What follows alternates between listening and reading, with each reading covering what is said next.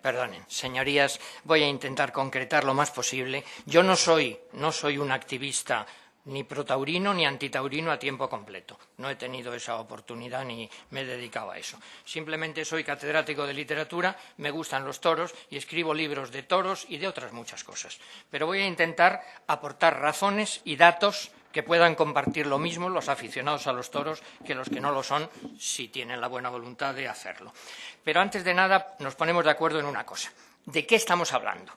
No voy a hablar, creo que no se habla aquí, de la corrida de toros, ese espectáculo que empieza a las 5 y acaba a las 7 o a las 6, a las 8. No, estamos hablando de algo mucho más amplio, que tiene que ver con eso, por supuesto, pero que es más amplio, de la tauromaquia. Ya se ha dicho aquí, un conjunto de actividades artísticas y productivas que incluyen también la crianza y la selección del toro de lidia y que confluyen, por supuesto, en la corrida de toros moderna, etc.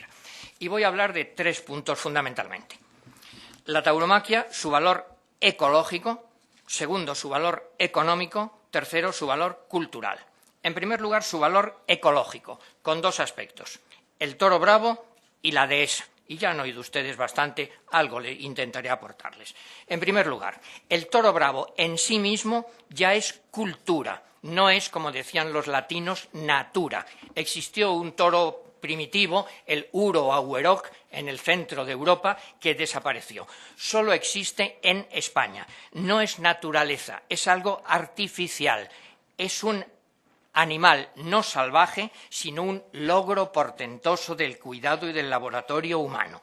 Según los datos de los profesionales, digo el origen de los datos que doy, naturalmente, de la Unión de Criadores de Toros de Lidia, en el año 2012 nacieron en España 21.000 reses bravas de 140.000 vacas nodrizas en cerca de 1.400 empresas ganaderas.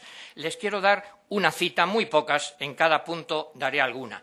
Miren, hay un veterinario que es considerado maestro de los veterinarios españoles, don Cesáreo Sáenz Egaña. En su libro, que conviene que lean si no lo conocen, en la colección Austral, se encuentra muy fácilmente, dice textualmente lo siguiente: la tauromaquia es la única aportación original de España a la zootecnia moderna. Subrayo, la única aportación original de España. Claro que yo no suelo venir al Parlamento, siempre es ocasión de aprender muchas cosas. Por ejemplo, esta mañana he aprendido que el toro es un animal doméstico, cosa que me ha llenado de regocijo. Por otro lado, hay otra cosa evidente, por supuesto. Sin la tauromaquia, el toro no existiría. Si el toro no moriría en la plaza, porque no tendría oportunidad de nacer. Les leo textualmente: ¿la desaparición de las corridas supondría la desaparición del toro de lidia? Respuesta: evidentemente sí. Y no me preocupa en absoluto. Es lo que ha dicho esta mañana el señor Saldívar. A mí sí me preocuparía muchísimo la desaparición de ese hermosísimo animal. Y no me gustaría que quedara reducido pues, a una especie de circo en un museo, en un parque natural, de ninguna manera.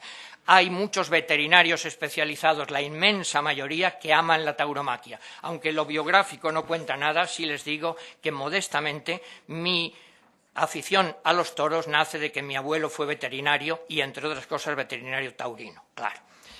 Pero además, valor ecológico del toro bravo.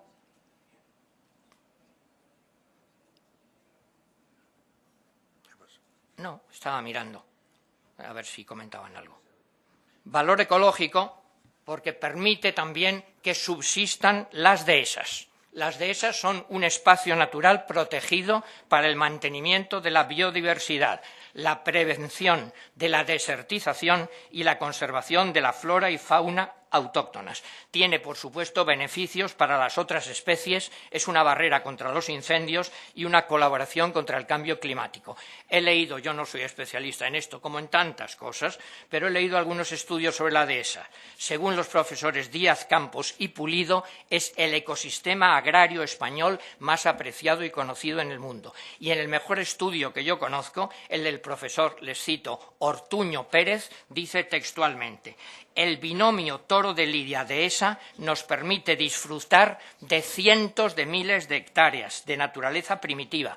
Concluye el profesor Ortuño Pérez. Debe ser motivo para la conservación del ganado de lidia. En segundo lugar, valor económico de la tauromaquia. El espectáculo taurino, por supuesto, es el eslabón final de un proceso en el que se unen distintas actividades económicas. No voy a entrar en la guerra de cifras. Los profesionales que saben de esto ya aquí han aportado las cifras que conocen. Pero sí les puedo decir que, según la Unión de Criadores de Toros de Lidia, existen más de 200.000 empleos vinculados directamente al toro bravo y que aporta al Estado, como IVA de espectáculo, una cantidad muy respetable.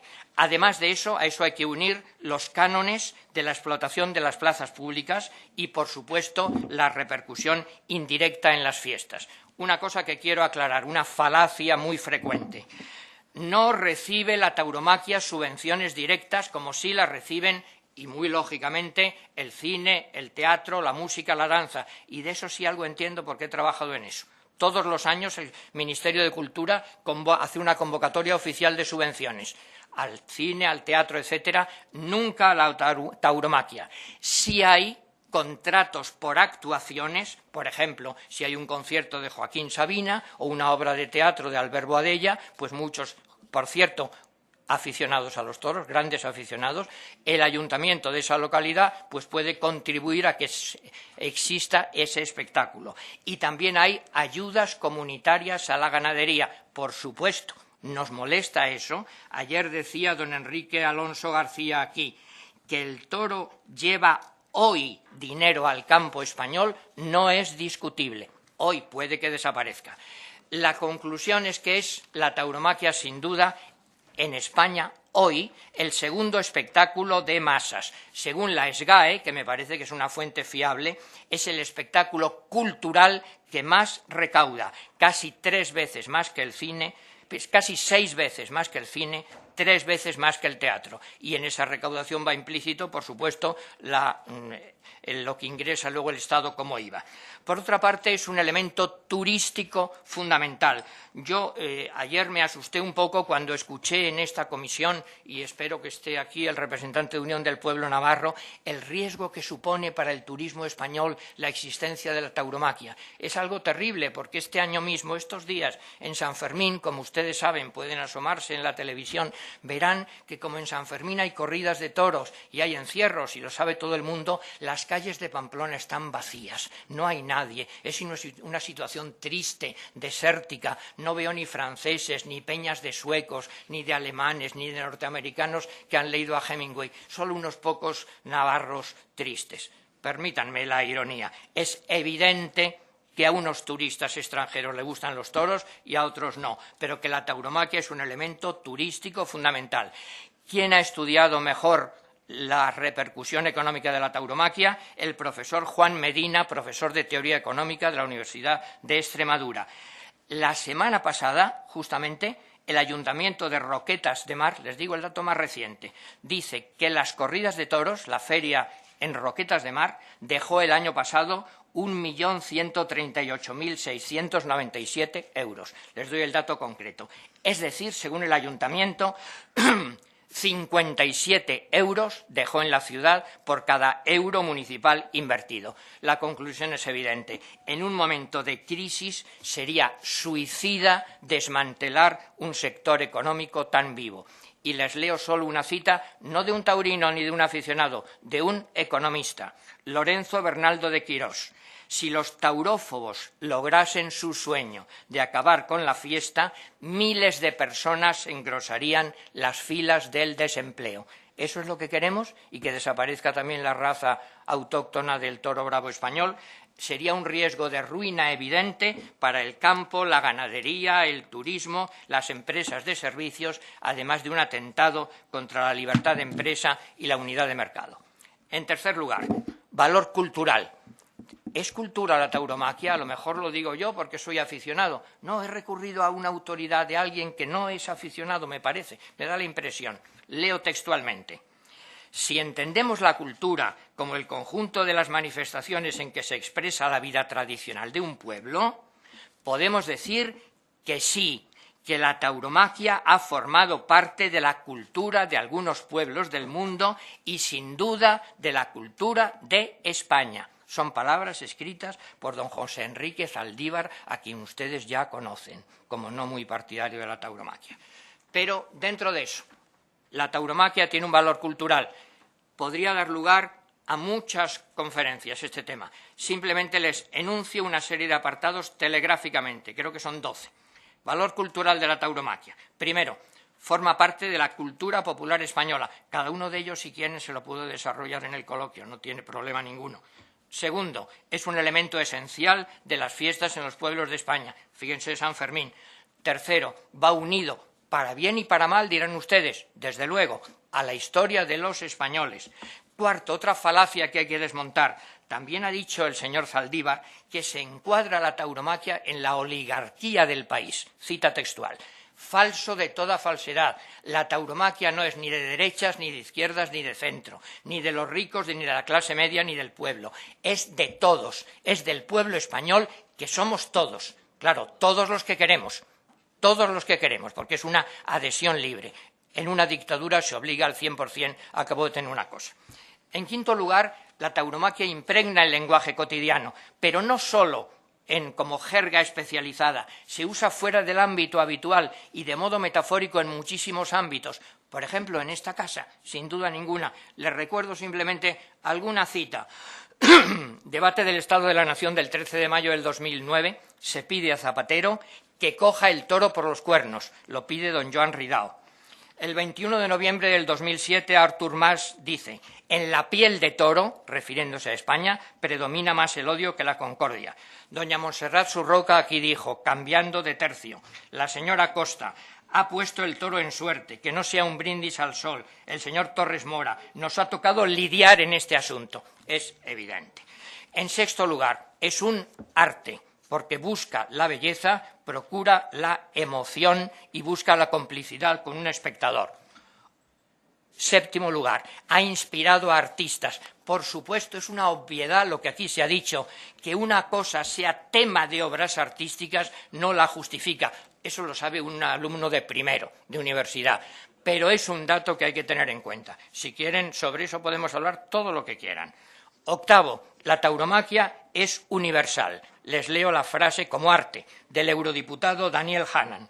Si es arte, ha de ser universal. No hay que ser inglés para que te guste Shakespeare, por supuesto. Pero a la vez, noveno, es una seña de identidad de la cultura española en el mundo. Nos guste o no nos guste, es así. Si yo pienso en el jazz, pienso en Nueva Orleans. Si yo pienso en el Renacimiento, pienso en Florencia. En el mundo entero, si se piensa en el toro bravo, se piensa en España, para bien y para mal. 10. El toro bravo es símbolo de España. Por eso se habla tantas veces de la pelle de brau, del ruedo ibérico, del negro toro de España que dice Alberti. Número 11. El torero es un héroe popular, encarna valores. Solo un ejemplo concreto. En esta casa, un ministro socialista, Rodríguez Bermejo, fue aclamado por sus compañeros al grito de torero. No me parece que le estuvieran insultando. Número 12. La tauromaquia supone una ética. Lean ustedes el libro de Fernando Savater, Tauro, Ética. Se ha hablado aquí del posible problema que tengamos frente a la Constitución Europea. Les recuerdo, la Constitución Europea dice claramente que no cabe intervenir ni en creencias religiosas ni en cultura popular. En el tratado por el que se establece la Constitución, artículo 280, hay que respetar y fomentar la diversidad de sus culturas. Y en el principio general, unida en la diversidad, un protocolo 10 dice lo siguiente: la protección a los animales deja a salvo el respeto a las costumbres de los Estados miembros relativas en particular a hábitos religiosos, tradiciones culturales y patrimonio regional, es decir, exactamente la tauromaquia. La tauromaquia que posee todos los requisitos para ser incluida en la lista del patrimonio cultural inmaterial de la UNESCO. Se ha dicho aquí alguna vez que no se sabía si esto era un bien mueble o un bien inmueble. No. En la Convención de la UNESCO se habla de usos, representaciones, expresiones, conocimientos y técnicas que las comunidades reconocen como partes integrantes de su patrimonio cultural. ¿Dónde encajaría la tauromaquia? Clarísimamente en el apartado segundo, en las artes del espectáculo, como otras artes del espectáculo españolas que ya han sido reconocidas. Por ejemplo, el misterio de Elche, maravilloso, la extraordinaria Patún de Berga, el canto de la sibila mallorquina, o el flamenco, o la cetrería, etc. En abril del 2011, Francia la incluyó en su lista de Patrimonio Cultural Inmaterial y lo ratificó el Tribunal Constitucional francés. En España se ha dicho que no se sabía si era un bien mueble o inmueble. Ley de Patrimonio Histórico Español del año 85, artículo 46. Forman parte del patrimonio histórico español los bienes muebles, inmuebles y los conocimientos y actividades que son o han sido expresión relevante de la cultura tradicional del pueblo español en sus aspectos materiales, sociales o espirituales. Exactamente la tauromaquia. Clarísimamente trasciende la tauromaquia, no la corrida de toros, de 5 a 7. La tauromaquia trasciende del ámbito de competencias de una comunidad autónoma determinada. Como actividad económica, corresponde al Estado establecer las directrices globales de ordenación del mercado agropecuario. Como actividad cultural, es competencia del Estado garantizar la conservación y la promoción de la tauromaquia como patrimonio cultural de todos los españoles. Hay unos artículos de la Constitución que se han mencionado aquí repetidamente. Tengo la Constitución, si quieren lo recordamos, el 44, el 46, el 149, apartado 2. A la vista de esos artículos, don Enrique Alonso García, que no me parece a mí, no me dio la impresión de que compareciera a favor de la tauromaquia, declaró aquí textualmente: el Estado sí tiene competencias, sí puede intervenir en la cultura a la vista de estos artículos. La conclusión es muy sencilla. Primero, al margen de que seamos o no aficionados, la tauromaquia forma parte del patrimonio histórico y cultural de todos los españoles.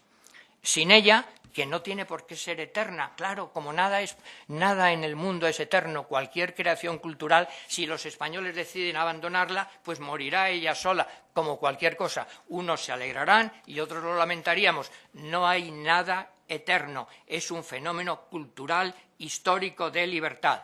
Ahora bien, sin ella sufriríamos una triple pérdida: la pérdida ecológica, el toro bravo y la dehesa; la pérdida económica y la pérdida cultural, que nos salva en buena medida del exceso de uniformización.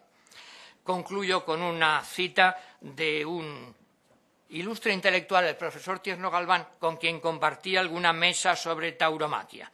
Dice Tierno Galván textualmente: ser indiferente ante un acontecimiento de tal índole como la tauromaquia supone la total extrañeza respecto del subsuelo psicológico común de los españoles. Es algo que no puedo suponer en ninguno de ustedes, representantes del pueblo español. Por supuesto, se trata de evitar el dirigismo. No hay que imponer nada, no hay que prohibir nada. Nos movemos en un ámbito de libertad. El Estado, el Ministerio de Cultura, sí puede proteger y fomentar la tauromaquia. En un ámbito de libertad, como dice Cervantes, nuestro padre común: libre nací, en libertad me fundo, dice la pastora Gelasia en la Gálatea. Pues bien, en ese ámbito de libertad, la tauromaquia es un patrimonio al que todos tenemos derecho a acceder y a disfrutar si libremente lo deseamos. Muchas gracias. Muchas gracias. Gracias, señor presidente. Señor Amorós, mire, le he de hacer una confesión. Todavía no me he repuesto del último bajonazo que nos ha dedicado el anterior compareciente y me retumban los oídos después de haberle oído decir que todo lo que aquí se apruebe será derogado. Y aceptar esa especie de estrategia que yo en mi tierra, en Navarra, la he oído por grupos muy radicales desde hace muchos años, de eso de acción-reacción.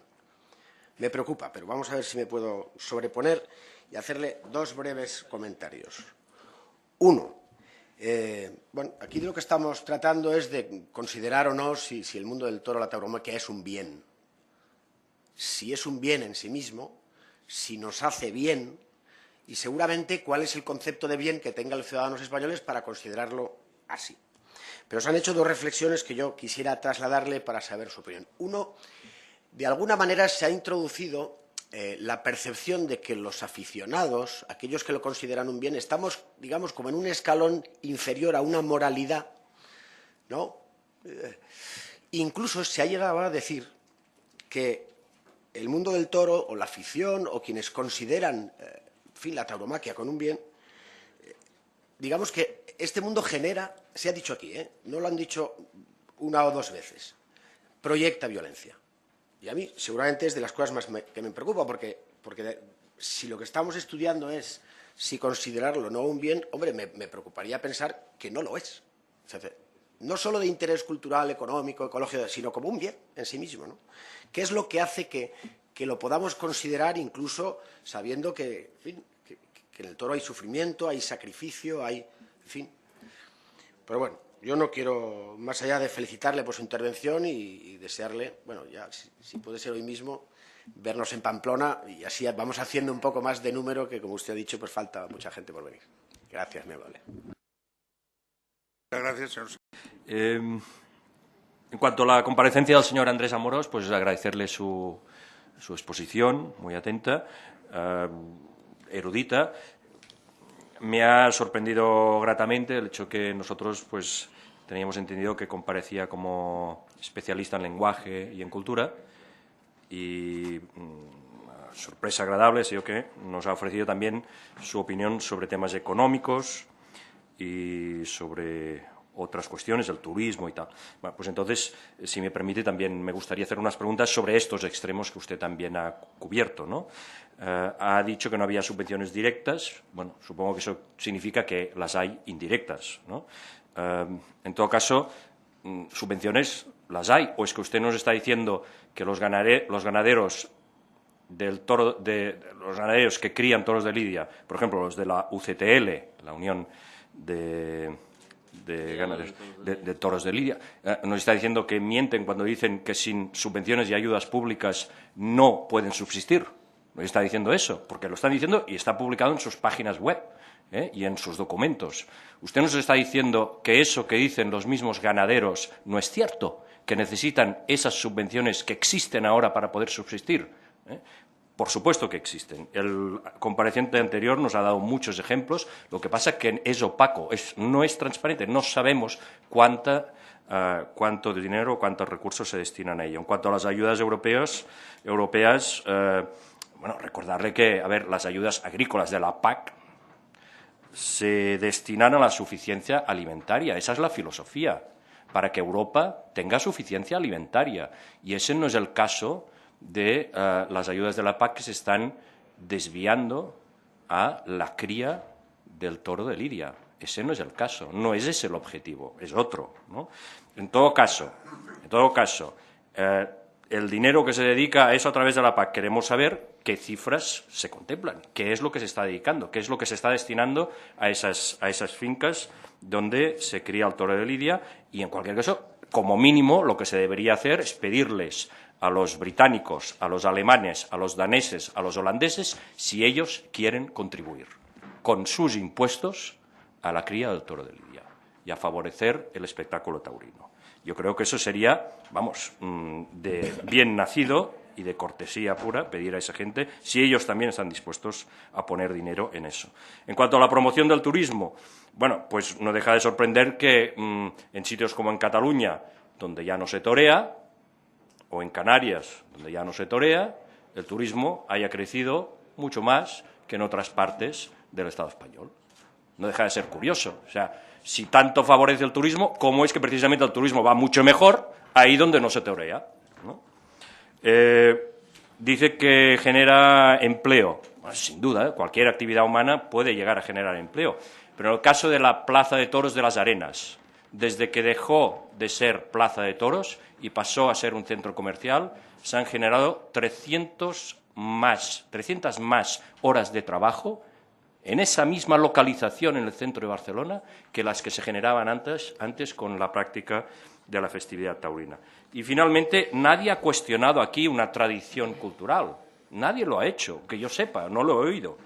Lo que hemos pedido es que se quede ahí, en tradición y no en práctica sanguinaria, que es lo que está pasando ahora. Claro que forma parte del lenguaje, claro que sí, porque ha estado presente en la historia y forma parte de la cultura y están las obras de arte, claro que sí, pero es que la guerra entre personas, la guerra entre países también forma parte del lenguaje, o es que usted pide que la guerra sea declarada bien de interés cultural y protegida por el Gobierno y el Estado, es lo que está pidiendo. Pues entonces estamos hablando de lenguaje y de tradición cultural, que es muy distinto. Que se quede ahí, que se quede en la historia, que se quede en la tradición, porque los tiempos cambian, señor Amorós, los tiempos evolucionan. Muchas gracias, señor presidente. Señor Amorós, bienvenido a esta Comisión de Cultura. Quería agradecer su intervención, los argumentos que ha expuesto, independientemente de que pueda discrepar con respecto a ellos, pero me parece importante que también su punto de vista se pueda escuchar en esta comisión. Ha habido 10 expertos que han comparecido a lo largo de la mañana y tarde de ayer y la mañana de hoy. 10 expertos a propuesta de los distintos grupos parlamentarios y cuando venían no venían con la chapa puesta si estaban a favor o estaban en contra. De hecho, algunos de ellos ni siquiera sabíamos qué opinión tenían a priori, ¿no? Por lo tanto, en lo de las etiquetas, en concreto al señor Alonso, me parece que es muy difícil etiquetarle. Quiero aclarar, en primer lugar, o quiero tranquilizar al señor Salvador de que efectivamente no se asuste por la propuesta que ha hecho finalmente el señor Anselmi. Quiero decir, esta ILP sobre la que estamos hablando hoy es una reacción a la ley catalana. Así se nos ha dicho por sus promotores. Que luego haya reacciones a esta ILP en el caso de que se apruebe, pues entra dentro de lo normal de las cosas, ¿no?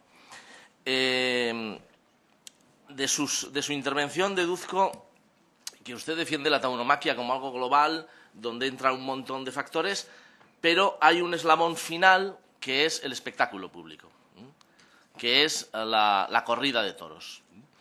Pero esa corrida de toros, para usted, no es solo el eslabón final, es la parte de la pieza fundamental. Sin ella no tiene sentido nada. Si pudiera mantenerse la dehesa y el toro de Lidia en la dehesa vivo, sin acabar siendo toreado y muerto en una plaza de toros, usted ha dicho que eso no le gusta. Por lo tanto, no le gusta el toro de Lidia, no le gusta que sobreviva el toro de Lidia, lo que le gusta es que lo maten en un espectáculo público, porque es lo que, según usted, da sentido a todo ese aparataje cultural que usted llama tauromaquia. Pues si esa es su opinión, creo que queda bastante clara en cuanto a dónde podemos avanzar, ¿no? Usted dice que no quiere imposiciones y demás, pero bueno, es que estamos hablando de una proposición de ley que usted comparte y que impone que haya una declaración de BIC para las corridas de toros, impone que haya una declaración, que haya ayudas públicas, impone que las corridas de toros y todo lo que ello conlleva entre en las escuelas, entre en la universidad. Eso es lo que impone esta ley. Por lo tanto, bien, frente a esa imposición cabrán otras opciones, ¿no? Me da la sensación que no ha entendido bien o no ha seguido, claro, no ha tenido la oportunidad quizá de seguir las intervenciones de los 4 juristas que yo tuve la oportunidad de seguir ayer y de ver exactamente cómo las piezas iban encajando entre lo que decía uno y lo que decía otro. Este texto legal tiene serias dudas de inconstitucionalidad y en eso estaban de acuerdo prácticamente todos los juristas. El Estado solo puede intervenir, claro, usted ha empleado alguna cita de Enrique Alonso, del señor Alonso, bueno, estaría bueno que la citara entera, ¿no? Es decir, el Estado solo puede invadir competencias autonómicas a la hora de aprobar una declaración de bien de interés cultural si se demuestra que existe una situación de expoliación. Es decir, si se demuestra que el bien cultural a proteger está en riesgo de desaparición. Y sobre eso, pues la verdad es que sería muy discutible. De hecho, ayer mismo el señor Núñez, el que más sabe de esto, que es el de la Mesa del Toro, dijo que de herida de muerte nada, que la tauromaquia no está herida de muerte y más viva que nunca y que produce un montón para el Estado y tal. Por lo tanto, evidentemente, no está en riesgo de extinción, no está, por lo tanto, en situación de expoliación, no cabe, por lo tanto, que la declaración de BIC sea por parte del Estado. Por lo tanto, hay argumentos jurídicos que ponen en serias dudas la constitucionalidad de esta iniciativa legislativa popular. Usted ha empezado hablando de ecología. El tema de la dehesa lo he citado un poco al principio. Evidentemente, ha habido otros oradores que han intervenido. Hay quien piensa, y hay documentación al respecto, que puede sobrevivir el toro de Lidia y que puede sobrevivir la dehesa aunque desaparezca el espectáculo. Puede sobrevivir. Otra cosa es que a usted no le guste que el toro de Lidia corra libre y vivo por la dehesa. De hecho, la dehesa puede sobrevivir porque depende más del cerdo ibérico que del toro de Lidia, realmente, en cuanto a número de cabezas de ganado, en cuanto a número de hectáreas ocupadas, incluso la propia ayuda europea a la dehesa, viene por el cerdo ibérico, no por el toro de Lidia, obviamente. Por lo tanto, creo que esa cuestión también hemos encontrado respuesta en estos días. Ha hablado de economía. De sus palabras deduzco que se ha creído los datos económicos que barajaban los promotores de la ILP, y tengo que decirle que los ponga en cuarentena. Que los ponga en cuarentena porque ayer mismo el señor Núñez, que como digo es el que más sabe, es el de la Mesa del Toro, reconoció aquí que había un error flagrante en la cifra del PIB. Usted sabe que en el texto, en el preámbulo, la exposición de motivos de esta ley, se dice ni más ni menos que el mundo del toro genera una aportación al PIB nacional del 2,4%. Obviamente eso es una barbaridad, porque todo el mundo sabe que el sector primario tomado en su conjunto es el 2,7%, por consiguiente no puede ser el 2,4%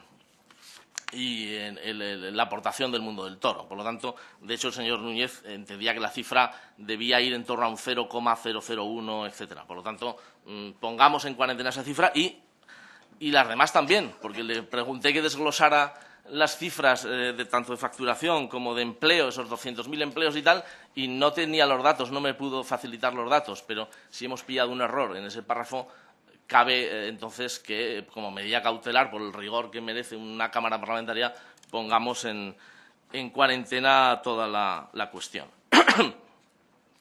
El señor Alonso, que tanto le inspiró ayer, dijo expresamente que las corridas de toros no pueden sobrevivir sin subvención.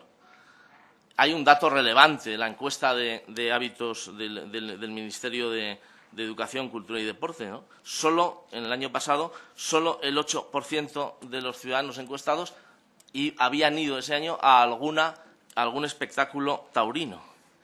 Menos que a las exposiciones. Menos que a las exposiciones. Es decir, era prácticamente en el último puesto del ranking. Por lo tanto, la caída de público es fundamental. Y con respecto al tema del turismo, que usted ha dicho que en el mundo se identifica a España con el toro, para bien o para mal, pues efectivamente, el dato lo aportó ayer el señor Alonso y yo creo que causó sorpresa en este lado, ¿no? Turoperadores internacionales estaban planteándose retirar destinos en España que estuvieran utilizando la promoción, estuvieran promocionándose a partir de corridas de toros. Por lo tanto, evidentemente, si en un paquete turístico se incluye visita a la Plaza de Toros de no sé qué, o corrida en Las Ventas, o corrida en Sevilla, lo que sea, pues eso automáticamente esos turoperadores internacionales apartarían esa oferta turística. Es decir, hay un problema, el turismo español puede tener un problema, la marca España tiene un problema y, por lo tanto, eso hay que tenerlo en cuenta y no se puede minimizar. Lo de que el toro es un animal doméstico, que tanta gracia le ha hecho, es un dato o una mención que aparece en la web de la Unión de Criadores de Toros de Lidia, que como debe ser los que más saben de esto, pues dicen que es doméstico, pues supongo que lo será. Es un dato de la Unión de Criadores. Pasando ya al tema cultural, usted ha hablado de la declaración por la UNESCO. Bueno, me da la sensación que no va a ser tan fácil. La propia responsable, voy concluyendo, la propia responsable de conseguir del objetivo de la declaración de la UNESCO para la tauromaquia, reconoce que va a ser muy difícil, porque en la UNESCO, y cito textualmente, no les gusta la muerte y no conciben cómo en un arte puede estar la muerte del animal por medio. va a costar mucho argumentar la muerte del toro. Se lamentaba la señora Badorrey. Por lo tanto, sinceramente, nos parece que es una batalla imposible el conseguir la declaración de la UNESCO, pero bueno, esa es su opción. De aspectos culturales apenas ha dicho algunas cosas. Yo sí que quiero decirle, evidentemente, el lenguaje taurino sobrevivirá a las corridas de toros. Y dentro de un siglo, jóvenes dirán que usted ha hecho un brindis al sol o que el otro no sé qué, y sin embargo, o echarán un capote a no sé quién, y sin embargo no sabrán el origen etimológico de esas expresiones. Así ha avanzado todos los idiomas y también el nuestro. Y concluyo ya, y sobrevivirá también el toro de Osborne, seguro, y sobrevivirán los cuadros de Goya y los de Picasso, etcétera, y ya está, ¿no? Pero evidentemente eso no implica. Eso sí que es cultura y, digamos, ese eslabón final de la tauromaquia, ese espectáculo, eso desde luego, ese espectáculo con maltrato y muerte de un animal en un espectáculo público, eso desde luego no es cultura y no puede serlo bajo ningún concepto. Muchas gracias. Muchas gracias, señor presidente. Señor Amorós, muchas gracias por su exposición y por comparecer ante esta comisión a explicarnos cuál es su posicionamiento como experto, como profesor, y que tiene amplios conocimientos para ilustrarnos a todos en el tema que estamos tratando. Ahora bien, también tengo que decirle que usted, a lo largo de su exposición, ha manifestado de forma categórica y con bastante rotundidad determinadas cuestiones que a lo largo de las distintas comparecencias que hemos tenido oportunidad de escuchar los portavoces aquí presentes, podemos decirle que no han sido tan categóricas si las analizamos. ¿Por qué? Ni tan rotundas. ¿Por qué? Pues porque son cuestiones controvertidas, la mayor parte de ellas son cuestiones complejas. Por lo tanto, nosotros, desde Convergencia y Unió, respetando profundamente su punto de vista, lo que sí queremos trasladarle es que estamos hablando de una cuestión que ha sido y es controvertida. Y precisamente por ello, precisamente por esta cuestión, cuando en Cataluña se tramitó la iniciativa legislativa popular, que se ha materializado en una ley, en una reforma de una ley, desde el grupo parlamentario que ahora estoy representando, se dio libertad de voto a los distintos diputados y diputadas, porque en aquel momento ellos tenían posicionamientos distintos dentro del mismo grupo y, por lo tanto, respetando esa libertad de conciencia, libertad a la que usted también hacía referencia en su exposición, nuestros parlamentarios y parlamentarias tuvieron libertad de voto. Usted ha hablado de la dimensión económica de la tauromaquia. Usted ha hablado de la dimensión cultural y artística de la tauromaquia.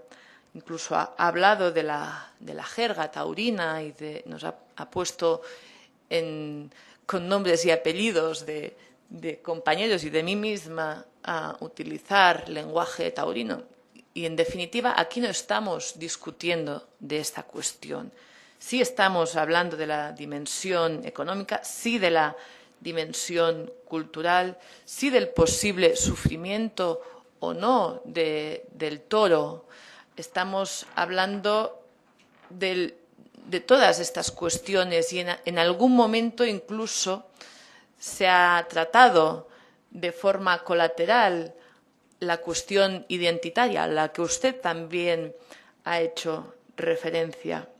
Ahora bien, desde nuestro grupo parlamentario consideramos que este debate, por lo que respecta a Cataluña, ha sido superado en este momento. Nosotros ya se debatió esta cuestión y, por lo tanto, lo que hemos procurado a lo largo de todas las comparecencias que ha habido en esta Cámara, y lo mismo hicimos cuando se debatió en el Pleno sobre la admisión a trámite de la iniciativa legislativa popular, fue no entrar tanto en el fondo de estas cuestiones, sino quedarnos en la parte, en el ámbito competencial, básicamente. Usted ha afirmado hoy aquí con rotundidad que el Estado tiene competencias. Desde nuestro punto de vista no las tiene y por lo tanto, bueno, y además está en cuestión porque hay un recurso planteado por varios representantes del Partido Popular ante el Tribunal Constitucional y que se planteó contra la ley catalana. Por lo tanto, en este apartado nosotros lo que tenemos que decir, ya lo hemos dicho a través de la Generalitat de Cataluña con las correspondientes alegaciones y ahí no entraremos más en la cuestión, pero sí que a los distintos juristas que han comparecido aquí les hemos preguntado por el ámbito competencial y la verdad, salvo el primer compareciente, los demás han venido a reconocer que las posibles competencias del Estado son prácticamente inexistentes en este tema. ¿Por qué? Porque las comunidades autónomas han asumido gran parte de las competencias que hay en materia taurina, en materia de espectáculos públicos, en definitiva.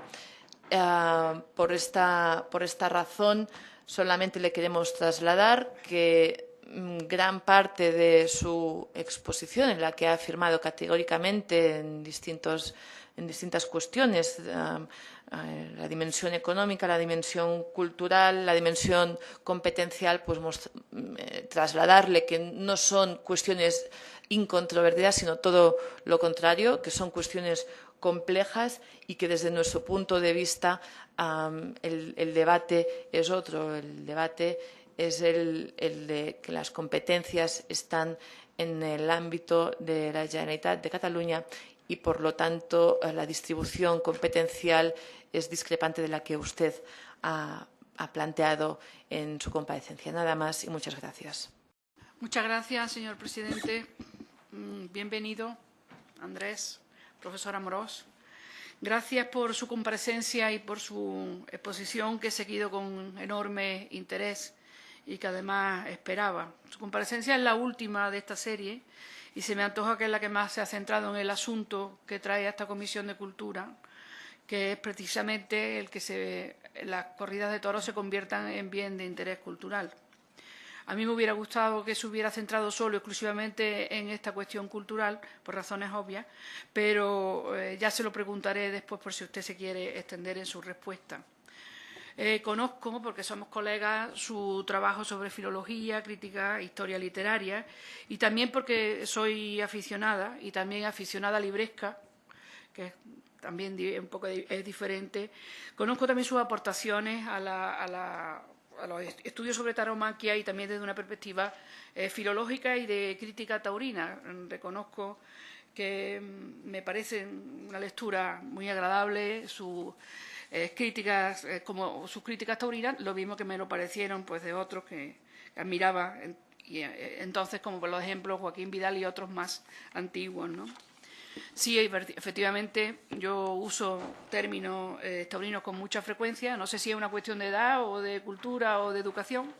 Me parecen muy descriptivos y gracias por citarme, ¿no?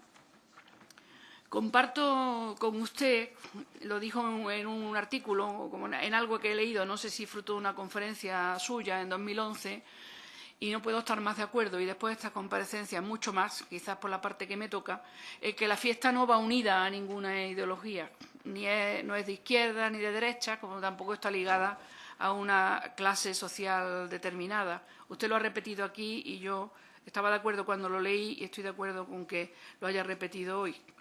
Y a la que verdaderamente, y este quizás sea el punto de la cuestión más importante o una de las cuestiones que seremos incapaces de liberar aquí y de determinar aquí, a la que hay una libertad de adherirnos o no, como aficionados o no, y no creo, ni muchísimo menos que sea como pro-taurino o antitaurino, porque creo que esta no es ni siquiera la cuestión de esta ILP, ni toros sí, ni toros no, por supuesto, ¿no?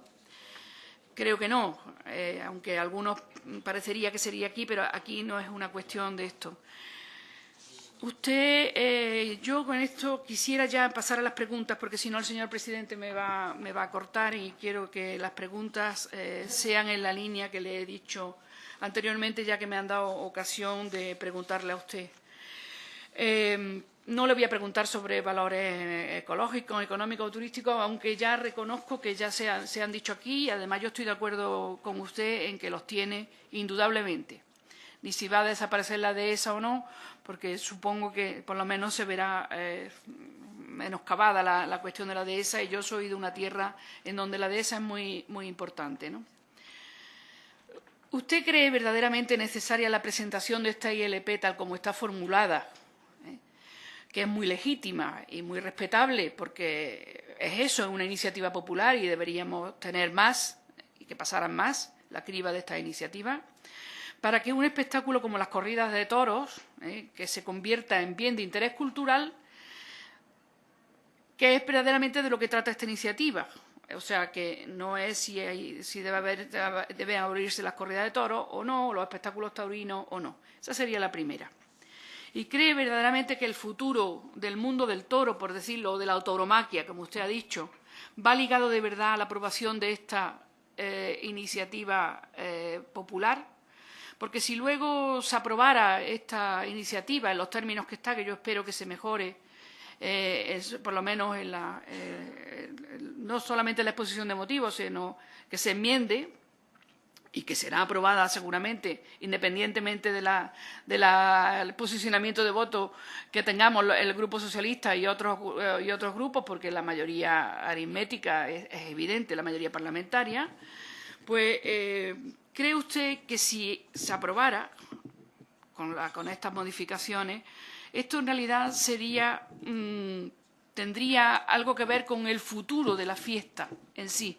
Si no es más, como todos parece indicar, más con la pervivencia de una serie de tradiciones o de unos valores culturales familiares, etcétera, que son muy ajenas, indudablemente, a que la fiesta sea considerada bien de interés cultural o no. Por lo menos esta es mi opinión. Me gustaría también que me dijera cómo se podría mejorar el texto que lo tendríamos muy en cuenta, para que quizás, y esta es una opinión que nuestro grupo ha tenido desde el principio, en vez de centrarse solo en las corridas de toros, sería, como usted dice y ha repetido aquí y le he leído, una defensa de la tauromaquia en general, ¿no? Que tendría más sentido cultural que las propias corridas de toros. Sería más fácilmente defendible si es que la posición sería verdaderamente defenderlo, ¿no? Y luego algo que ha sobrevolado por aquí desde ayer y que yo quiero que usted, si lo tiene a bien, me convenza mucho más. Se han aducido argumentos por otros comparecientes y por algunos de los portavoces que las representaciones culturales tienen que ver, representaciones artísticas y literarias, tienen bastante que ver con las corridas de toros. ¿Pero usted cree que estas valiosas representaciones que conocemos todos tienen algo que ver realmente con el caso concreto de las corridas de toros, tal y como las conocemos hoy e históricamente desde el siglo XVIII? No me gustaría remontarme, como aquí se ha hecho, ni al Paleolítico, ni a otras cuestiones, sino como las conocemos hoy, el toreo de a pie, que es desde el siglo XVIII. Por favor, terminando. Sí, efectivamente, señor presidente, voy terminando aquí ya. Y si piensa que en sí mismo es un hecho cultural y que merece la corrida de toros y que merecen ser declaradas bien de interés cultural. Muchas gracias, señor presidente, y muchas gracias, profesor y compañero Andrés Amorós. Muchas gracias, señor presidente. Señor don Andrés Amorós, profesor Amorós, bienvenido a esta comisión. Muchas gracias por su brillante y sabia exposición. Mire, siempre han sido para mí sus palabras, tanto escritas como habladas, una honda lección de tauromaquia y de cultura universal. Y es usted una de las voces más autorizadas dentro del panorama intelectual español y también internacional para hablar del tema que nos ocupa hoy. A mí me ha parecido, su planteamiento inicial me ha parecido muy interesante en esos tres aspectos en los que ha dado comienzo: la ecología, el tema ecológico, el económico y cultural. Yo creo que estos tres aspectos confluyen en el reconocimiento de la tauromaquia como cultura. Los tres confluyen. ¿A usted le ha parecido muy preocupante la desaparición del toro de Lidia? Al Grupo Popular también nos preocupa mucho la desaparición del toro de Lidia como una creación cultural, como también usted lo ha reconocido. A través de su exposición y de sus aspectos interesantes e importantes, esos 12 aspectos que usted ha mencionado y ha dicho que telegráficamente, sí, es que habría mucho para hablar, ¿verdad que sí? Y no hay tiempo en este limitado exposición, lamentablemente. A través de su exposición nos ha quedado muy clara que la fiesta es un arte y es cultura, y que además la fiesta ha dejado una gran influencia en las distintas manifestaciones artísticas, como en la literatura, en el lenguaje. Es importante subrayar esa influencia que ha tenido la fiesta en las diferentes manifestaciones artísticas, pero también en el lenguaje, como lo ha hecho en el lenguaje y en la sociedad española.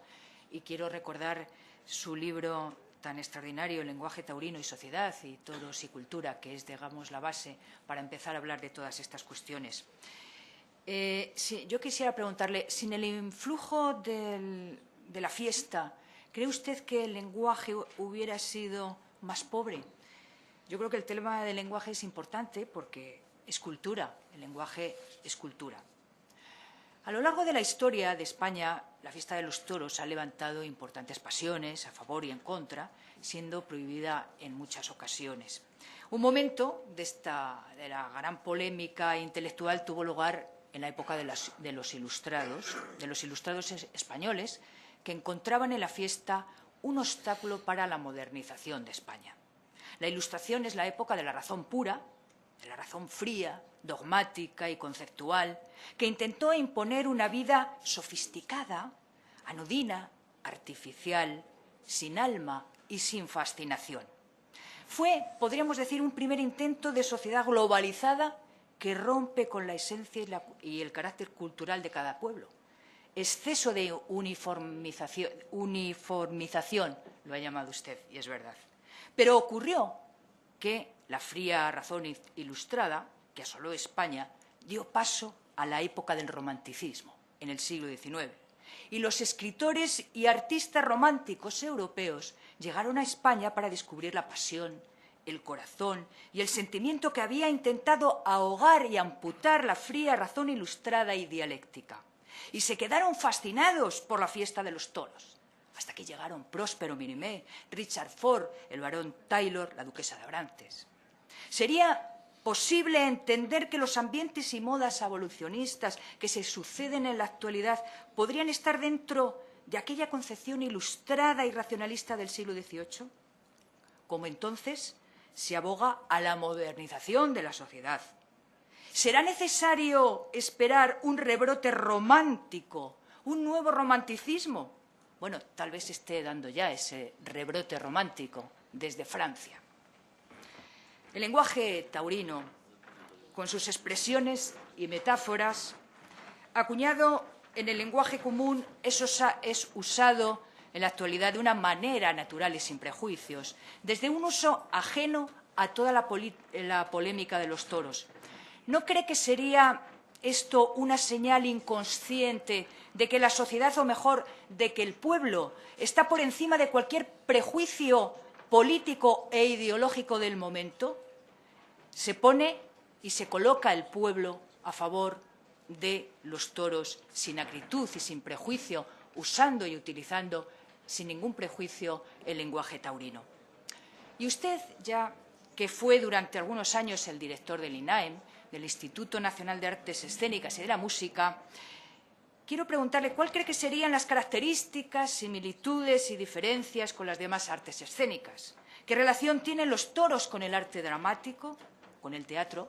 ¿Cree usted que es capaz de superarlo en intensidad? Yo sé que es una pregunta, bueno, pues que tiene mucho que responder. Y usted, que ha sido amigo de importantes toreros, como los Bienvenida, los Dominguín, Enrique Ponce, con su reciente biografía del maestro de Chiva, con un prólogo esmerado del premio Nobel Mario Vargas Llosa, gran aficionado a los toros, por cierto. ¿Cuáles serían los rasgos particulares, personales, éticos y estéticos comunes a los toreros? Es decir, lo que caracteriza la figura del torero para que pueda ser considerado un verdadero artista, un creador de una obra de arte.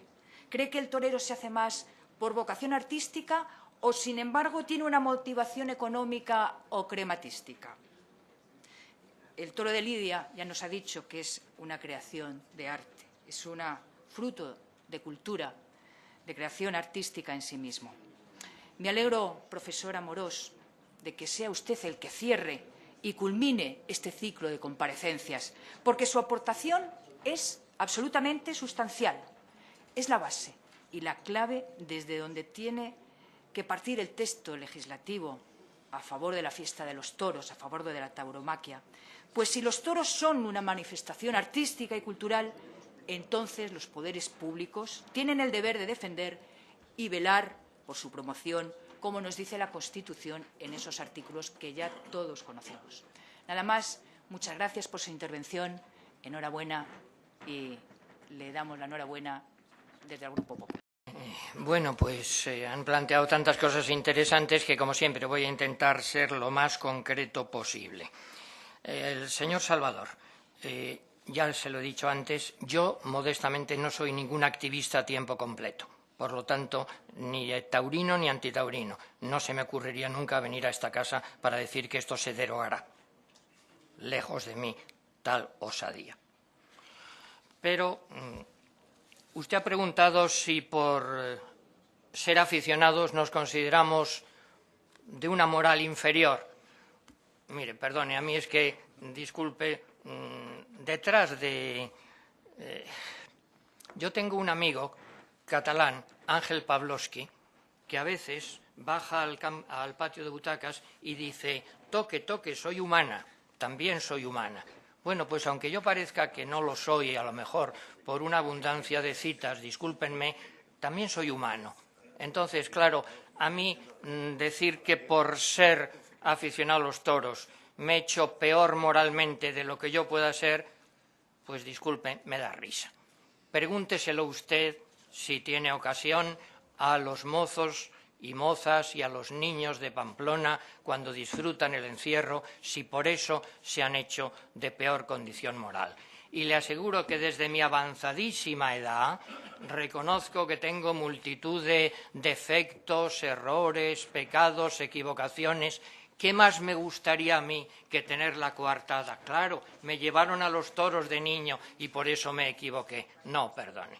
La culpa de lo que yo he hecho mal es mía y no por ser aficionado a los toros.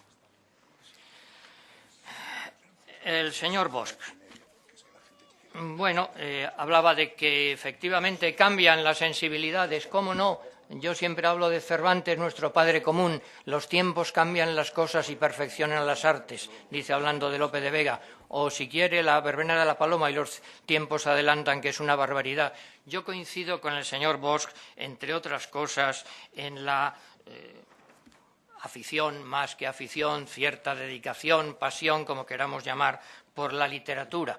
Claro, hay otras cosas que no coincido con él.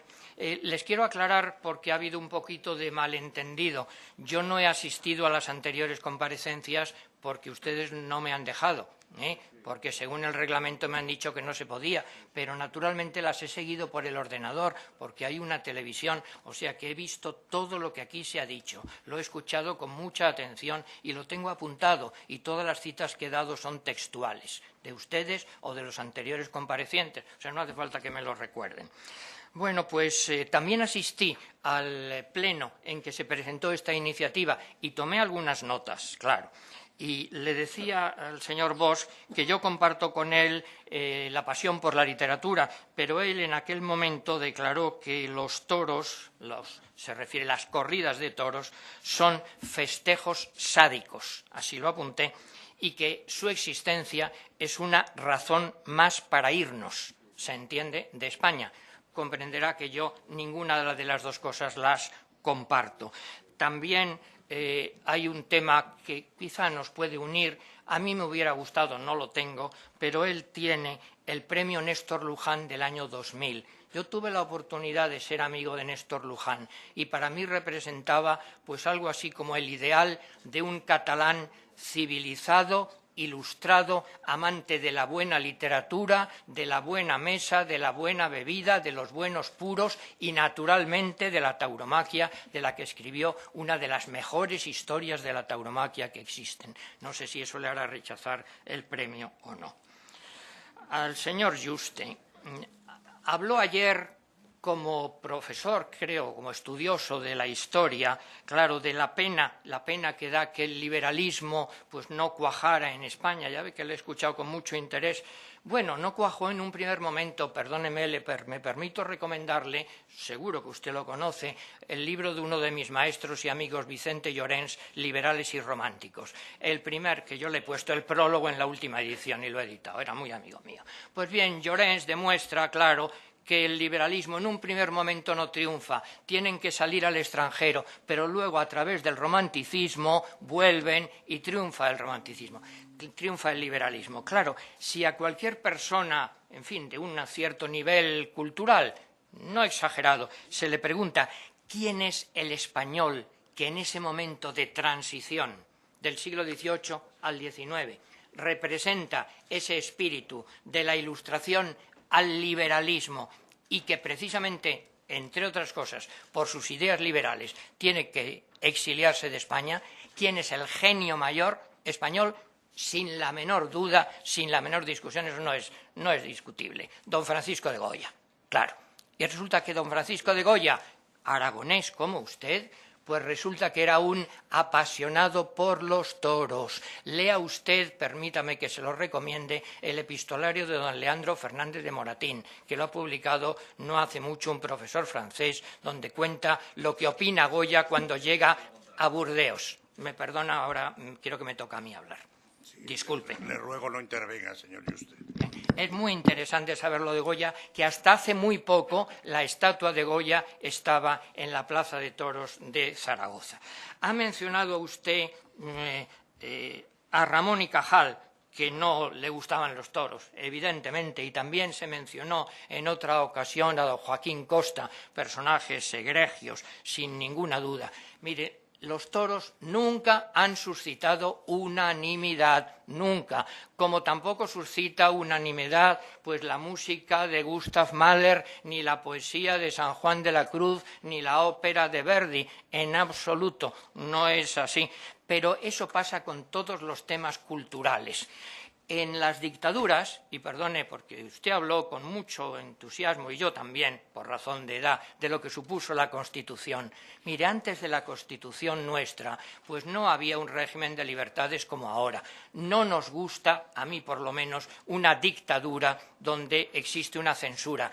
Pero tampoco me gusta un régimen como el de Fidel Castro, donde todos los años el gobierno decide qué libros se publican y cuáles no. Perdone, eso tampoco me gusta. Defiendo la libertad cultural. Entonces, los toros no le gustan a todo el mundo, tampoco la jota aragonesa. Mire, a mí la jota me encanta, he disfrutado mucho de ella en las fiestas en Zaragoza y en Huesca, pero recuerdo don Pío Baroja, que es un gran escritor, una persona, en fin, valiosísima, en un momento dado le preguntan, ¿qué opina usted de la jota? Y contesta sencillamente esto, la jota me parece una cosa repugnante, punto. ¿Cuestionaríamos ahora que el Ministerio de Cultura, ¿qué tiene que ver? Sí, mucho. ¿Cuestionaríamos ahora que el Ministerio de Cultura o el sector cultural correspondiente o la administración que fuera diera alguna ayuda de algún tipo al mantenimiento, conservación, estudio de una tradición como la jota, porque a Baroja no le gustaba y a otros sí? Mire, también ha usado usted el argumento de que si algo no está en peligro de muerte, no hay justificación para defenderlo. Mire, no es así, en absoluto, no es así. ¿Está en peligro de muerte clarísimo la ópera en España? ¿Está en peligro de muerte el teatro clásico en España? Perdone, ¿hay subvenciones todos los años al teatro, a la música, al cine? ¿Están en peligro inminente de muerte? Ninguno de ellos. Naturalmente tienen dificultades económicas. El Estado considera que forman parte de la cultura, que son un bien cultural, y entonces lo apoya dentro de la medida de sus posibilidades, cosa que puede hacer exactamente igual con la tauromaquia, sin estar en peligro de muerte, como no lo está. Fíjense que también hay ayudas al teatro, luego hablaremos de esto un poquito más. El señor Juste ha hablado de los lugares donde están prohibidas las corridas de toros en España y algún otro también, y ha hablado de Cataluña y de Canarias. ¿Me permiten que ponga una nota a pie de página? Puede que yo me equivoque y entonces ustedes me corrigen, pero creo que no, porque yo lo que no sé me informo. Naturalmente me hubiera sido mucho más fácil haber hablado solo de literatura, pero también me gusta informarme de alguna otra cosa. Según tengo entendido, en Canarias no están prohibidas las corridas de toros, no lo están.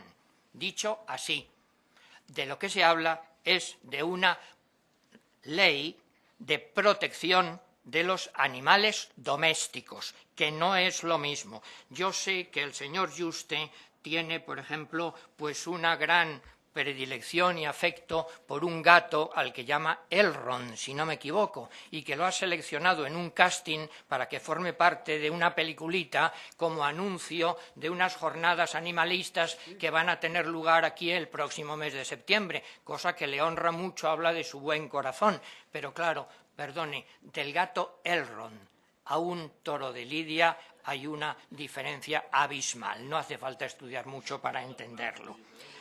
También quería decirle, Ramón y Cajal, muchos, le he insistido, no se trata de que los toros, de que la tauromaquia, insisto en esto, que no es solo la corrida de toros, y así nos podemos poner de acuerdo más fácilmente, creo yo. No se trata de que la tauromaquia sea cultura porque aparece como tema en una obra literaria. Hombre, el catedrático que vino a exponer esto con el señor Argullol, que lo hizo magistralmente, pero claro, dijo algo que para gente del mundo de la literatura, perdonen, es una obviedad absoluta. El tema no garantiza que algo sea cultural. Hay obras de arte sobre temas buenos, malos y horribles, y la prostitución, y la guerra, y la muerte, y todo lo malo que quieran. Ahora bien, perdónenme, también hay que discutir, hay que tener en cuenta una cosa. Cuando a mí, por ir a los toros y gustarme los toros, como me gusta la literatura y la música y el cine y la pintura y muchas cosas, a lo mejor soy un pervertido por eso, cuando a mí me llaman sádico o criminal, yo digo, hombre, por lo menos tengo buena compañía. Si me llaman sádico y criminal por gustarme los toros, las compañías que tengo no son nada malas, disculpen. No he querido porque sería muy manido y muy viejo y muy tonto y muy innecesario el dar una lista de personajes. Basta con que ustedes, si tienen curiosidad, se asomen al Cosío, el Tratado de José María de Cosío, el tomo 2 y el tomo 7, y ahí ven cientos de personajes. Si le interesa, simplemente como puro ejemplo, le he sacado una lista de 100 grandes artistas aficionados a los toros. 100, ¿por qué? Bueno, porque es un número redondo, podían ser muchos más o muchos menos, pero a mí no me gustan los toros porque le hayan gustado a Picasso o a Goya, perdonen. Me gustan los toros porque me gustan, porque disfruto, igual que disfruto con una buena música, con una buena pintura. El que no disfrute, pues lo siento por él se lo pierde. Ahora que compañeros malos no tengo. Señora Surroca,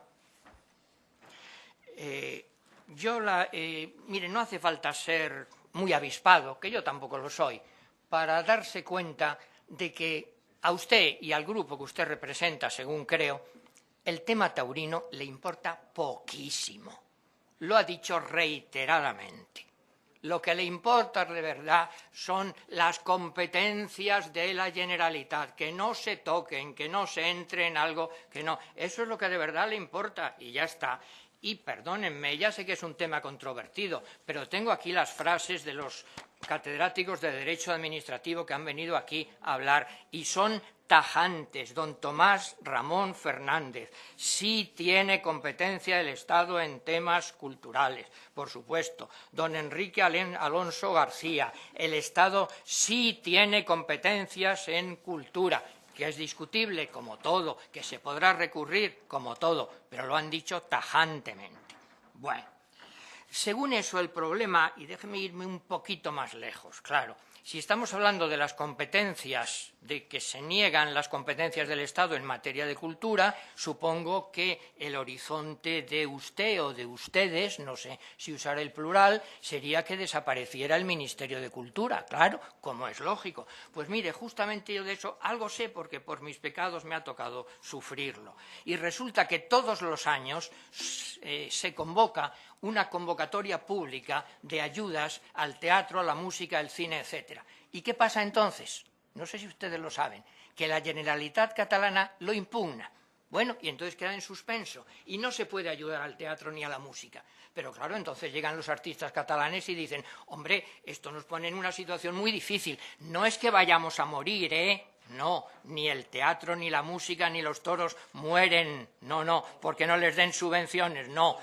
Perdone, pero les ayuda y entonces protestan y bueno, pues al final se llega a un acuerdo, se levanta la impugnación y vuelve a haber la convocatoria. Claro, lo que yo he comprobado que me ha interesado mucho es que en las preguntas que habitualmente hace la señora Surroca, pues hay una serie de temas culturales bien interesantes. Le pregunta en este Parlamento por las ayudas a instituciones como museos, el Liceo, el Palau. Preguntó sobre la defensa de los intereses del sector audiovisual en el mes de junio. Preguntó sobre los proyectos aprobados en la Comisión Mixta Fomento Cultura del 1% cultural. Ha apoyado la intervención del Estado para que facilite las grandes exposiciones. Naturalmente, a lo mejor en el futuro no hay Ministerio de Cultura y a lo mejor las cosas funcionan mejor. Conociendo cómo funciona el Ministerio de Cultura, verdaderamente no sería nada extraño. Pero de momento, en la realidad legislativa actual, existe el Ministerio de Cultura y el Ministerio de Cultura ayuda a grupos teatrales tan importantes como el Jura y como todos los grupos catalanes con los que yo tengo muy buena relación. Y he ayudado al Liceo, he ayudado al Palau y usted naturalmente, por el momento, mientras no desaparezca eso, entra en el juego y procura que las cosas funcionen bien. No pasa nada, absolutamente nada, porque a esa lista de bienes culturales, teatro, música, cine, etcétera, se incorpore la tauromaquia. Bueno, la señora Costa, querida amiga, me hace algunas preguntas que le voy a decir. ¿Era necesaria esta iniciativa legislativa popular? Yo no lo sé, perdone. ¿Puedo seguir? ¿Era necesario este trámite parlamentario de que se diera aquí voz a un activista antitaurino profesional que no se sabe quién le paga el dedicarse a tiempo completo a atacar a la tauromaquia para que ataque a la tauromaquia en España? ¿Me llamarían a mí del Parlamento argentino si yo me dedicara a encabezar una campaña contra el tango diciendo que es algo que conduce a los prostíbulos, a la violencia, a la criminalización? Me temo que no. ¿Era necesaria esta comparecencia? Mire, yo no lo sé. Probablemente la mía no, sin duda. Olvídenla y ya está. Todas las demás es dudoso. Pero de hecho hay una iniciativa popular a la que hay que responder y unos catedráticos de Derecho han dicho, se puede responder, no hay problema. ¿Se puede mejorar? Por supuesto. ¿Cómo no? ¿Quién debe mejorar esto? Perdonen, los juristas de esta casa, del ministerio, que son los que saben hacer estas cosas, no los modestos aficionados. ¿Será decisivo o no? tampoco lo creo. Si, mire, con una sensatez absoluta, dijo el señor Soriano, la fiesta morirá cuando los españoles dejen de interesarse y de ir a los toros. Pues claro, y unos se alegrarán y otros lo lamentarán. ¿Va a suceder eso? ¿Quién sabe? No me gustaría a mí presumir de lo que va a pasar porque uno mete mucho la pata en estas cosas. Creíamos que iba a morir la ópera hace poco, hace unos años, y fíjense cómo ha resurgido. ¿Cómo está el teatro hoy? Pues sufriendo la crisis económica y la tauromaquia también y la crisis estética. ¿Qué va a pasar? Yo no lo sé. También pienso, y perdone, que, porque me ha preguntado por un tema si esto era oportuno o no. Hombre, yo pienso que usted es, si no me equivoco, del Partido Socialista Obrero Español, donde hay gente contraria a los toros, históricamente, y gente absolutamente favorable. Pues yo me acuerdo siempre, mire, don Indalecio Prieto, que era famoso, que asistía a las corridas en Barrera.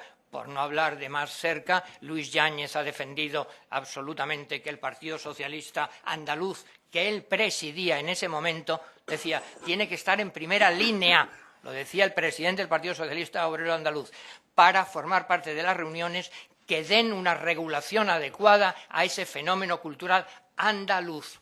Hombre, ya lo sé, no es solo andaluz, es español, no es solo español, es universal, pero en Andalucía se van a sentir ustedes ajenos a esa realidad cultural de la tauromaquia. Evidentemente que no.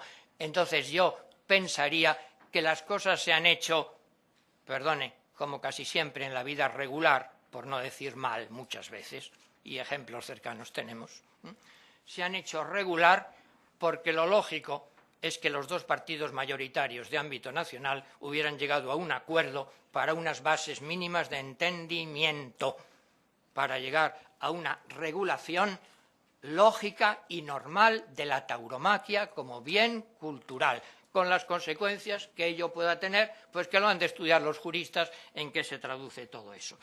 El resumen, esto es un hecho cultural en sí misma, por supuesto.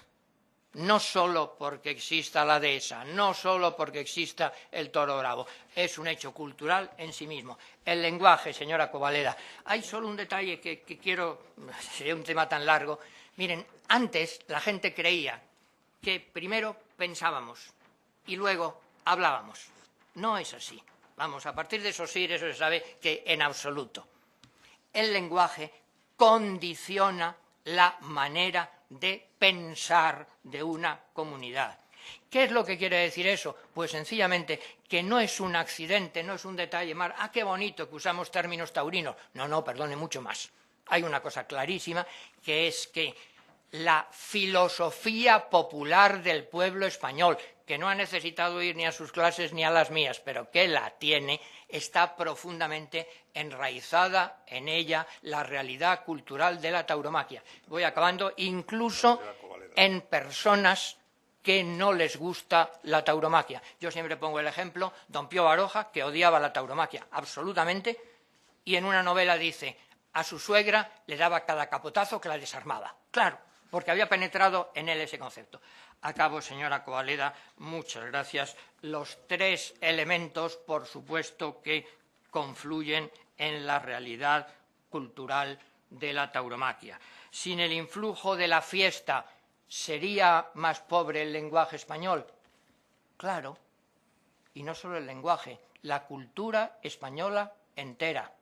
Igual que sería más pobre la cultura española sin el flamenco, sin las procesiones de Semana Santa andaluzas tan maravillosas, y sin los encierros, y sin la música de falla, y sin tantas cosas que forman parte de nuestra historia y que nos gustan o no nos gustan, pero que hay que aceptar que están ahí. Ejemplo clarísimo, el Escorial. Azorín y Azaña dijeron, podemos estar en contra de lo que supuso la construcción del Escorial y, sin embargo, asumimos no solo su grandeza, sino que eso forma parte de la historia de España. Y acabo, señora Covaleda. Por supuesto, la tauromaquia es ya algo cultural en sí mismo. Y eso se concreta sobre todo en ese animal maravilloso que es el toro bravo, y que yo sí lamentaría muchísimo, como todos los aficionados de cualquier signo político, de cualquier nivel económico, lamentaríamos al máximo que desapareciera el toro bravo o que quedara relegado así pues a unos museitos, por una razón sencillísima. Nadie ama tanto al toro bravo como los aficionados a los toros. Más aún, nadie ha conseguido, tanto como los aficionados, que nos identifiquemos simbólicamente con el toro bravo. Y usted lo sabe de sobra, pero me va a permitir que lo recuerde, si todavía mi memoria funciona un poquito. Y acabo. Como el toro he nacido para el luto y el dolor, como el toro estoy marcado con un hierro infernal en el costado y por varón en la ingle con un fruto. Como el toro lo encuentra diminuto todo mi corazón desmesurado, y del rostro del beso enamorado, como el toro a tu amor se lo disputo. Como el toro me crezco en el castigo, la lengua en corazón tengo bañada y llevo al cuello un vendaval sonoro. Como el toro te sigo y te persigo, y dejas mi deseo en una espada, como el toro burlado, como el toro. Desde Miguel Hernández repite 8 o 9 veces, como el toro, como el toro, como el toro, un símbolo de la cultura española con la que muchos, no todos, nos identificamos. Señor presidente. Muchas gracias, señor Amorós. Señor Juste, parece que había alguna discrepancia, que le han atribuido a usted algo que no ha dicho. Efectivamente. Y eso le doy 2 minutos para que lo aclare. Muchas gracias, señor presidente. Quería aclarar, no voy a entrar en otras cuestiones, ni de gustos, ni de intimidades personales, pero sí que quiero aclararle lo importante. Esto es un parlamento y, por tanto, el derecho es importante, el contenido de las leyes es importante. 3 de los 4 letrados, los señores Alonso, Argullol y Soriano, concluyeron que no hacía falta que estuviera usted ha dicho como que se necesitaba que estuviera en riesgo de morir, lo ponía en mi boca, para recibir subvenciones, que la ópera no estaba en riesgo de morir y recibía subvenciones. No ese es el caso. Estamos hablando no de recibir subvenciones, sino de declarar bien de interés cultural. Eso es una competencia autonómica y la ley prevé que el Estado puede declarar bien de interés cultural si el bien a proteger es un servicio público, es un patrimonio nacional o está en riesgo de expoliación. No me sale nunca esta palabra. Riesgo de expoliación. Y los 3 juristas concluyeron que lo único aplicable a la tauromaquia es eso. Por lo tanto, hay que demostrar jurídicamente en la proposición de ley que la tauromaquia está en riesgo de desaparecer. Y ayer, lo repito, el responsable de la Mesa del Toro, el señor Núñez, dijo claramente que no estaba herida de muerte, ni muchísimo menos, que gozaba de muy buena salud. Por consiguiente, contradice el argumento jurídico fundamental. Eso es lo que yo he dicho. Muchas gracias. Que le conteste. Presidente, con arreglo al reglamento de la Cámara. No le han contradicho en nada. Al señor Juste sí. Creo que han faltado a usted no le ha respeto. gustado lo que han dicho, pero no le doy la palabra. No tiene usted la palabra. Han faltado el respeto de un compareciente.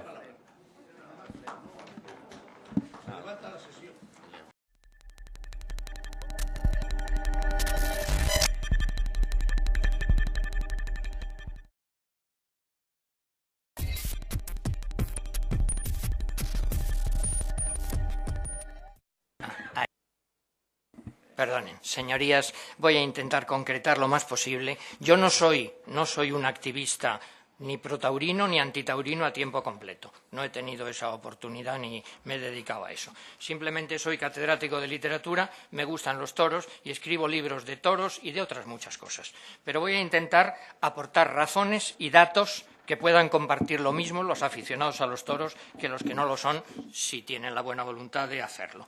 Pero antes de nada nos ponemos de acuerdo en una cosa. ¿De qué estamos hablando?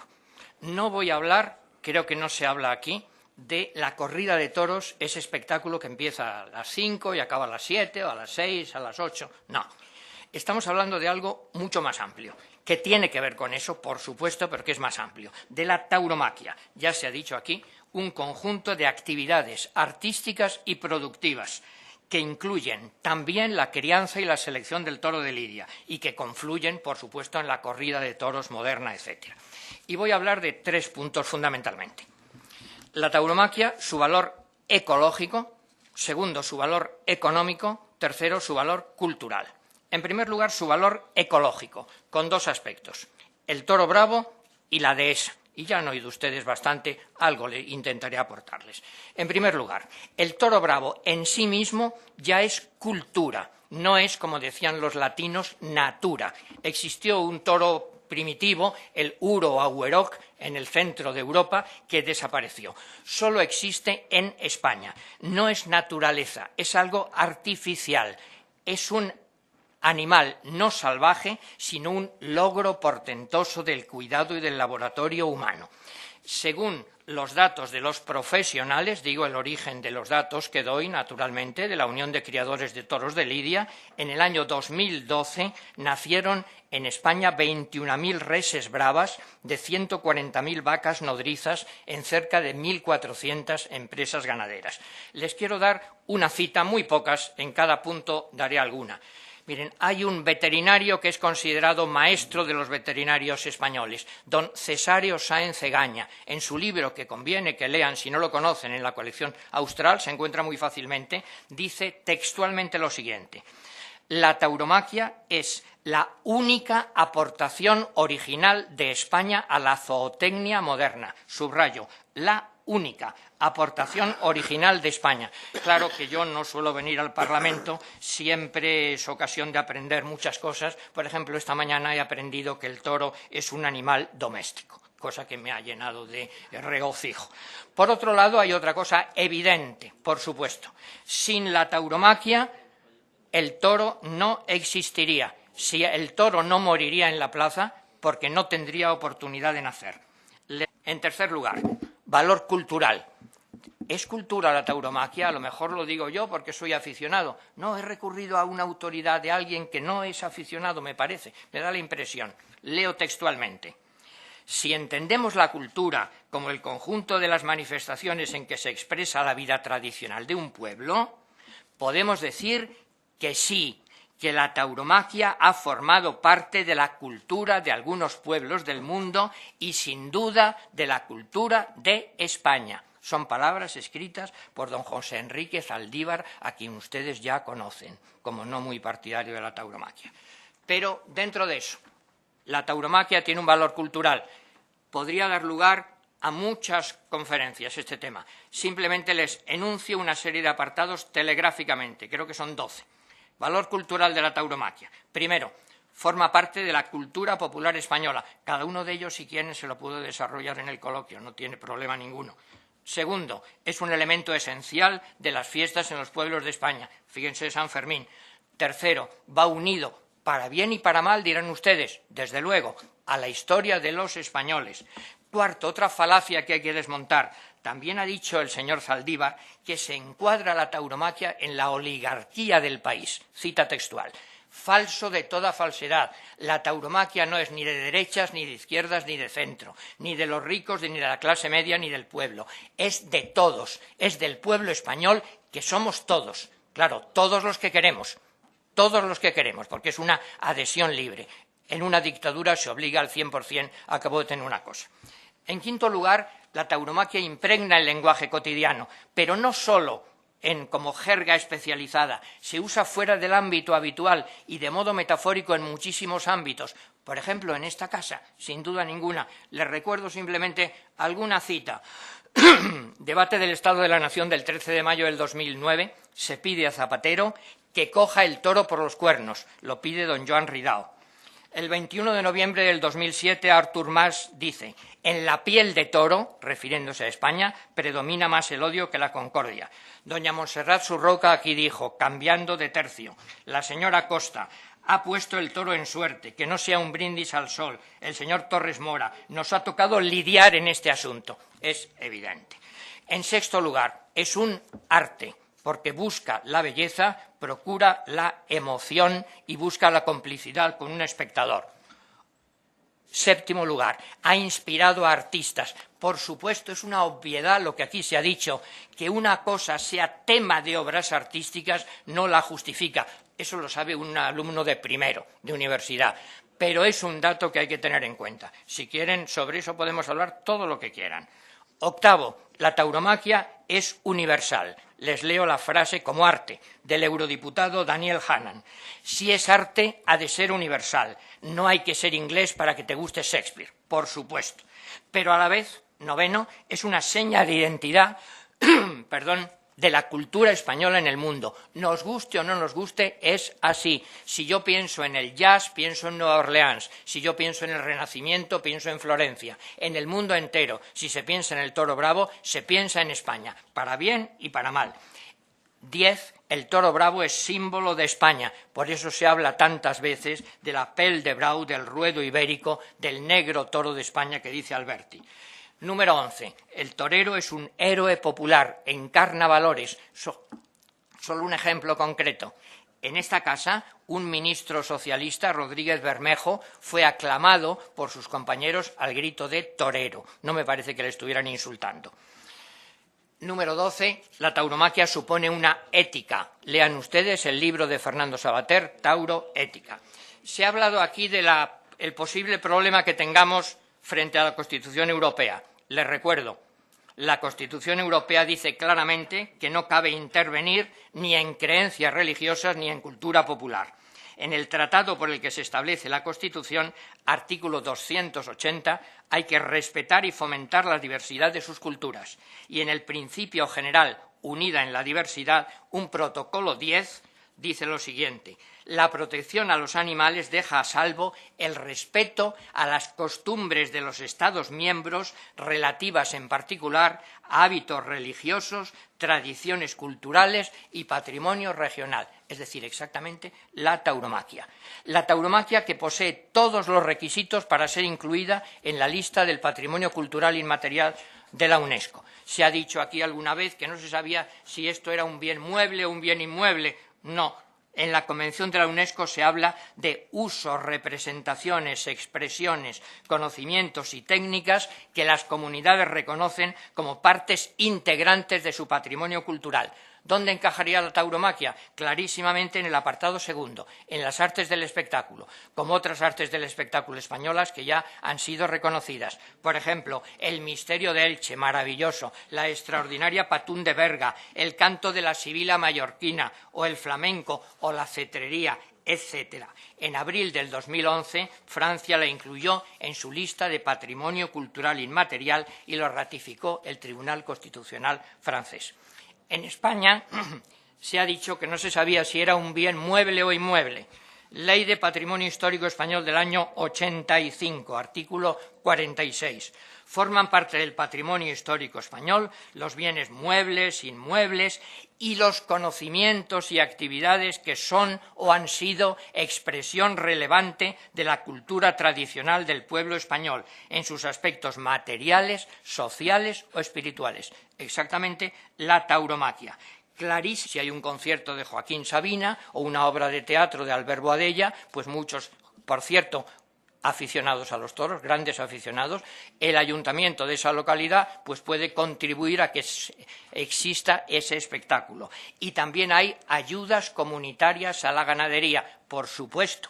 ¿Nos molesta eso? Ayer decía don Enrique Alonso García aquí que el toro lleva hoy dinero al campo español, no es discutible. Hoy puede que desaparezca. La conclusión es que es la tauromaquia, sin duda, en España, hoy, el segundo espectáculo de masas. Según la SGAE, que me parece que es una fuente fiable, es el espectáculo cultural que más recauda, casi 3 veces más que el cine, casi 6 veces más que el cine, 3 veces más que el teatro. Y en esa recaudación va implícito, por supuesto, lo que ingresa luego el Estado como IVA. Por otra parte, es un elemento turístico fundamental.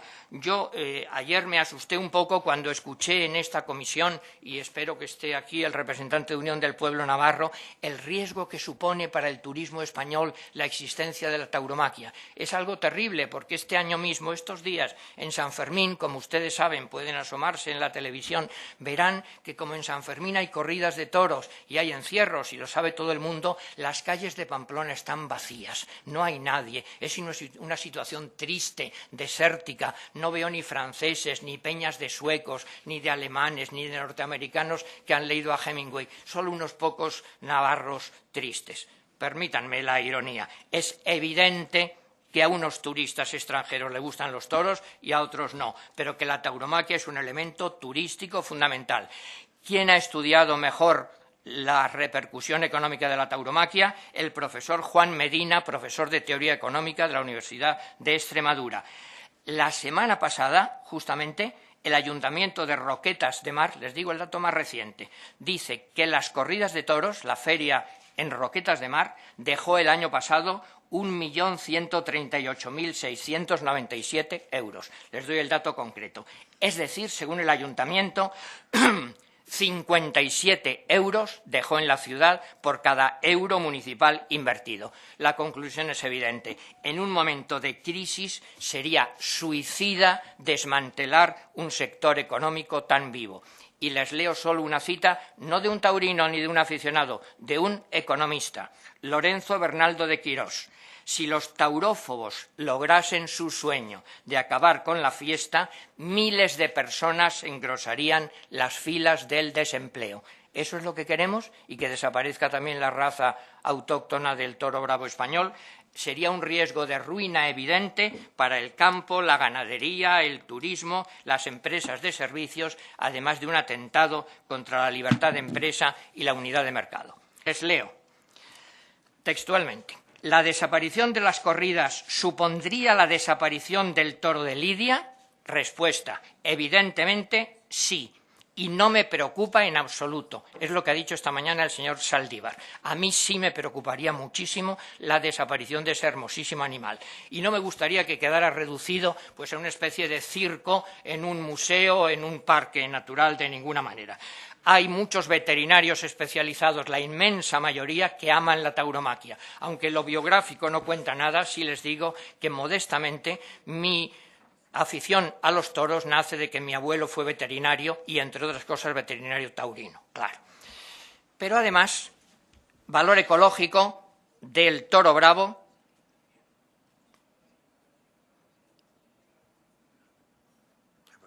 No, estaba mirando, a ver si comentaban algo. Valor ecológico porque permite también que subsistan las dehesas. Las dehesas son un espacio natural protegido para el mantenimiento de la biodiversidad, la prevención de la desertización y la conservación de la flora y fauna autóctonas. Tiene, por supuesto, beneficios para las otras especies, es una barrera contra los incendios y una colaboración contra el cambio climático. He leído, yo no soy especialista en esto, como en tantas cosas, pero he leído algunos estudios sobre la dehesa. Según los profesores Díaz Campos y Pulido, es el ecosistema agrario español más apreciado y conocido en el mundo. Y en el mejor estudio que yo conozco, el del profesor, les cito, Ortuño Pérez, dice textualmente: el binomio toro de Lidia dehesa nos permite disfrutar de cientos de miles de hectáreas de naturaleza primitiva, concluye el profesor Ortuño Pérez. Debe ser motivo para la conservación del ganado de Lidia. En segundo lugar, valor económico de la tauromaquia.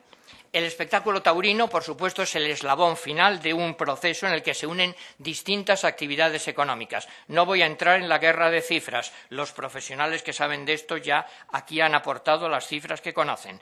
Pero sí les puedo decir que, según la Unión de Criadores de Toros de Lidia, existen más de 200.000 empleos vinculados directamente al toro bravo y que aporta al Estado, como IVA de espectáculo, una cantidad muy respetable. Además de eso, a eso hay que unir los cánones de la explotación de las plazas públicas y, por supuesto, la repercusión indirecta en las fiestas. Una cosa que quiero aclarar, una falacia muy frecuente.